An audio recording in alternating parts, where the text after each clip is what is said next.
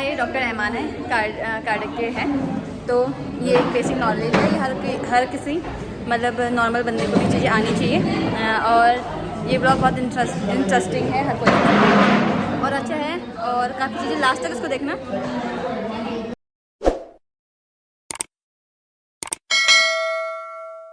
Hello everyone, Radhe Radhe. ये मंगलसूत्र देख के समझ गए होंगे कि मैं कोई हॉस्पिटल के कोई मीटिंग में जा रही हूँ, और कि जितने भी हॉस्पिटल है उस हॉस्पिटल के कुछ स्टाफ आएंगे, और इसमें पता नहीं हमको क्या दिखाने मतलब सिखाने वाले। BLS का ये मीटिंग है, तो लेट्स सी क्या। तो अच्छा, हम सब लोग हेल्थ केयर वर्कर हैं, है ना? कितने कार्डियक अरेस्ट आपको लगता है, कितने परसेंट कार्डियक अरेस्ट हॉस्पिटल से बाहर होते हैं? मोस्टली हॉस्पिटल में कोड ब्लू काम होता है सबसे ज्यादा। कैजुअलिटी होता है ना, तो कैजुअलिटी का मतलब क्या है? कार्डियक अरेस्ट को घर पे हुआ है ना? तो 85% कार्डियक अरेस्ट हॉस्पिटल से बाहर होते हैं, यानी घर पे होते हैं। उसमें से भी 95% लोग सर्वाइव नहीं कर पाते, because we are not aware कि हमें करना क्या है। तो आज की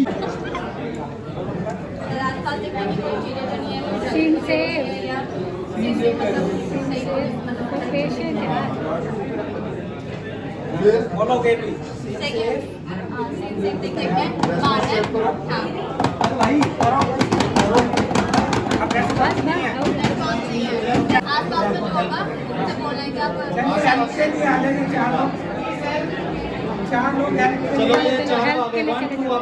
जाओ हेल्प कराओ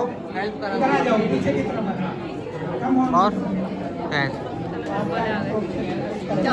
आपको एडी मशीन लेके आओ, हेल्प आए ना, आप डॉक्टर हो, ये दोनों चलो एडी मशीन लेके आओ। मैं डॉक्टर है।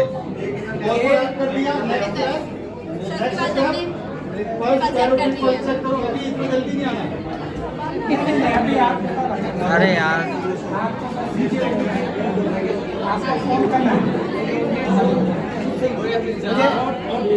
नहीं, यहाँ से चेक करना इधर। नेक्स्ट क्या है? इसके साथ साथ में ब्रेथ चेक करना है। उन पे कोई ध्यान नहीं दे रहा, चलने पे तीनों पे। लड़कियां ज्यादा चुस्त हैं, लड़के देख रहे हैं। लड़के ज्यादा खाना आके आए हैं शायद। वो देखो वो 5% दिख रहा है। आए करो चलो स्टार्ट करो, काउंट करो, बोलो काउंट। 1 2 3 4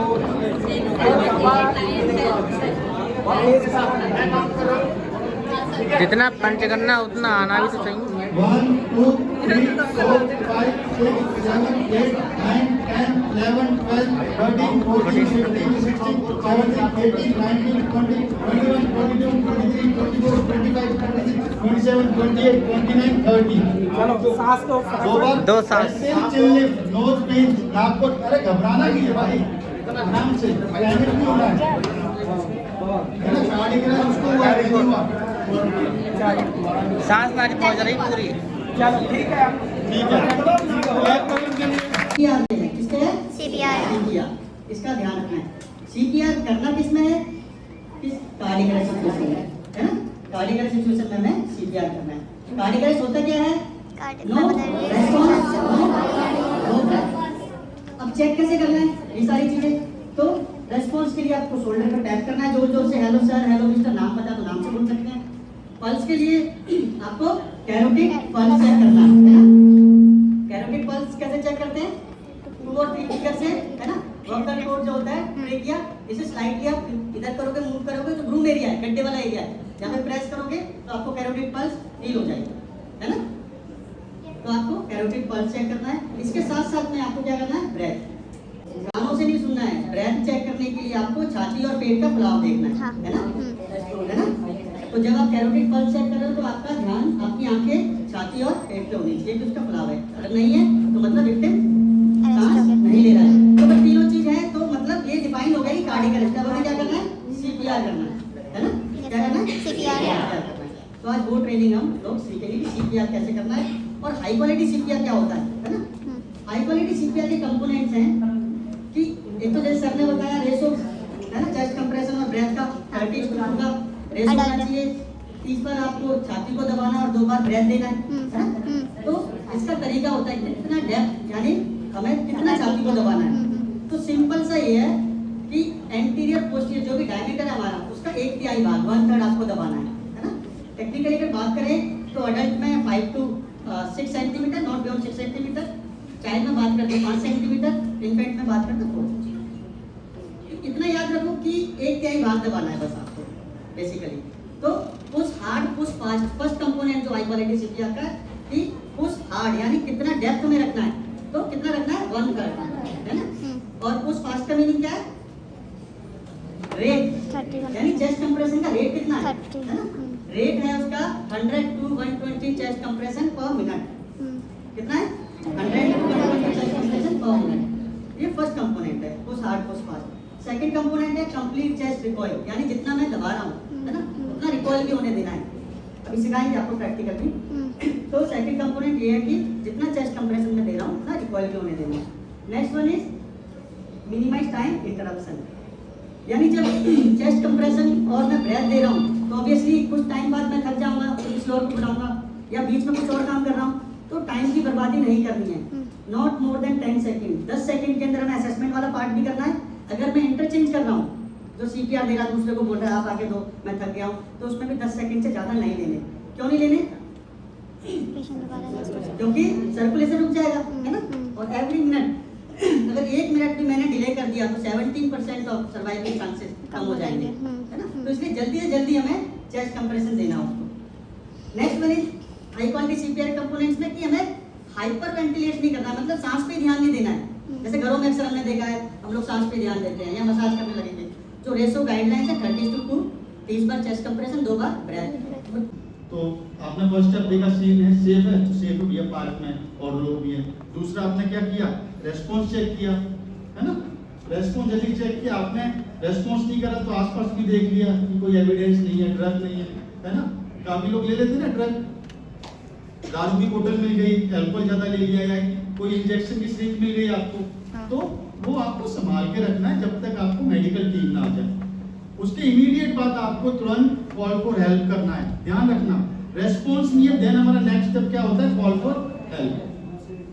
कॉल फॉर हेल्प कैसे करोगे, तो जो भी कुछ मालूम है कैसे करेंगे कॉल फॉर हेल्प, 108 को फोन करेंगे। Very good. हॉस्पिटल से बाहर है तो ऑब्वियसली एम्बुलेंस को फोन करेंगे। एम्बुलेंस का नंबर क्या है, 108। तो 108 पे कॉल करना है और लोकेशन बताना है, और लोकेशन के साथ जिससे भी बात हो हेल्थ केयर वर्कर से एईडी के बारे में बताना है कि एईडी लेके आना है। अभी एईडी क्या होता है इसके बारे में बताएंगे। और एईडी में आपको फुल फॉर्म बता देता हूँ, ऑटोमेटेड एक्सटर्नल डिफिब्रिलेटर। जो डिफिब्रिलेटर हम हॉस्पिटल में यूज करते हैं तो बाहर हम एईडी यूज करते हैं है ना। एईडी के बारे में जरूर बोलना है ना कि बीएलएस और सीपीआर के सीन में एईडी का होना बहुत ज्यादा जरूरी है, इसलिए एईडी के बारे में बोलना है। जैसे ही आपने कॉल फॉर हेल्प कर दिया, नेक्स्ट स्टेप आपका आएगा कैरोटिड पल्स चेक करना। क्या, कैरोटिड पल्स चेक करना। कैरोटिड पल्स के साथ साथ में आपको ब्रेथ चेक करना है, सांस ले रहा है कि नहीं ले रहा। रेस्पॉन्स भी नहीं है, पल्स भी नहीं है और सांस भी नहीं है, तो क्या हो गया, हार्ट अटैक हो गया, कार्डियक अरेस्ट है ना। इसमें हमें सीपीआर करना है। क्या करना है, सीपीआर। एईडी का फुल फॉर्म है automated external defibrillator. It's very very important in cardiac arrest situation. Cardiac arrest situation में 2 तरह की सिंपल कंडीशन होती है, या तो आपने काम करना बंद कर दिया है, बूढ़ी है, दूसरा काम करना तो बंद कर दिया लेकिन वो फिब्रिलेट कर रहा है ना। हॉस्पिटल में हमारे पास क्या रहता है, कार्डियक मॉनिटर रहता है, उसमें हमें रिदम मालूम हो जाता है, ईटी है, वीएफ है ना। तो हमें डॉक्टर एडवाइस कर देते हैं कि शॉक देना है, लेकिन बाहर नहीं है वो चीजें, मॉनिटर भी नहीं है, तो इसलिए एईडी का यूज करना है। AED as soon as possible, जैसे आपके पास एईडी मशीन आती है आपको पैड अप्लाई कर देने, लाइट ऑन कर देना, लाइट ऑन पर इस पे मार्किंग होती है, ये पैड मुझे कहाँ लगाना है। देखो इस पे मार्क है राइट क्लेविकल के नीचे है ना, तो मुझे यहाँ पे ये पैड लगाना है। दूसरा मार्किंग है आपको लेफ्ट साइड में इधर, ये लगा देने हैं सीपीआर हमारा चलता रहेगा, चेस्ट कंप्रेशन 30:2 के रेशियो चलता रहेगा। आपने कॉल पर हेल्प किया था ना, हाँ। उसमें एडी के बारे में बोला ना, एडी भी लेके आना है। तो जैसे ही आपके पास एडी आता है, आपको एडी के पैड अटैच करने हैं और ये बस ये स्टार्ट कर देंगे, ऑन करना है। जैसे ही आप ऑन करोगे इसको, ये सारा काम खुद करेगी एडी।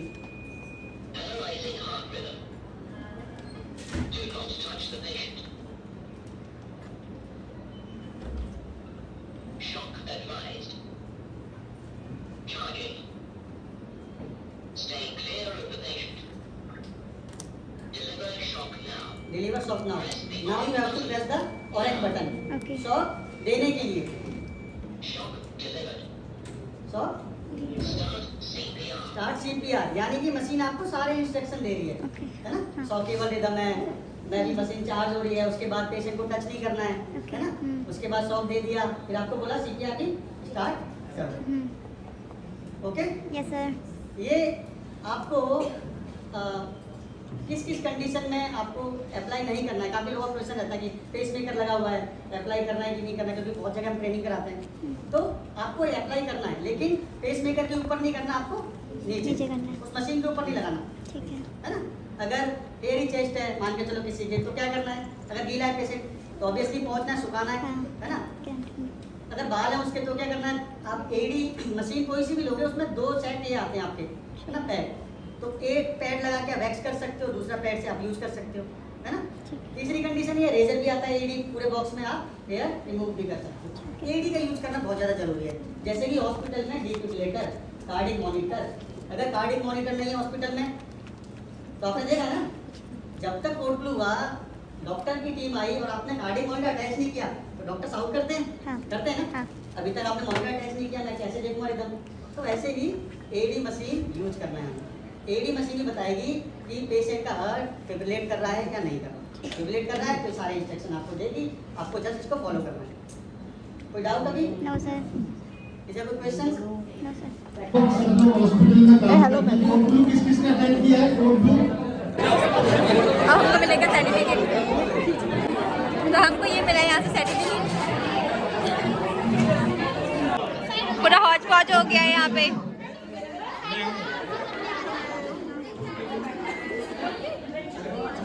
आप आ जाओ ना बोर्ड के लिए। इसको सिखाई गई है BLS होता है, बेसिक लाइफ सपोर्ट होता है। ये जीवन का अनमोल चीज़ है, सीखने के लिए हर किसी को सीखना चाहिए। हो चुका है यहाँ हमारी मीटिंग खत्म। टाइम है, मीटिंग तो अब हो चुकी है। आपका सर्टिफिकेट यार जैसे लापरवाही करनी सकती है, कैरी दो, कैरी तो अब हम पहुँच चुके हैं नीचे ग्राउंड फ्लोर पे और बाहर का मौसम आज अच्छा है।